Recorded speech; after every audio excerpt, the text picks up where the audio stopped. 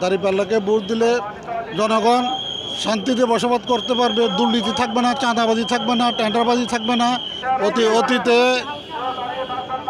নৌকাকে দেখছে, ধানের শীষকে দেখছে, দাঁড়িপাল্লা ইয়াতে দেখছে, এই যে কী কয় নাঙ্গলে দেখছে। সবাই স্বৈরাচারী আচরণ করেছে এবং টাকা পয়সা লুটপাট করেছে, রাহাজানি খুন খারাপি করেছে। সেই জন্য মানুষ উৎসাহ আগ্রহ অপেক্ষা করতেছে দাঁড়িপাল্লা ইনশাল্লাহ ফেব্রুয়ারি মাসের 12 তারিখে ভোটে মানুষের দাঁড়িপাল্লাকে ভোট দিবে।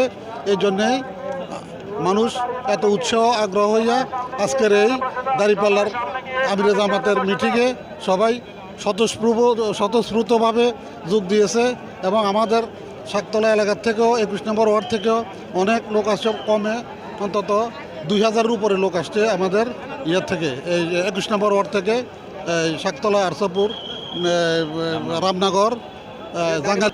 দাঁড়িপাল্লাকে ভোট দিলে জনগণ শান্তিতে বসবাস করতে পারবে, দুর্নীতি থাকবে না, চাঁদাবাজি থাকবে না, টেন্ডারবাজি থাকবে না। তারপরে মানুষ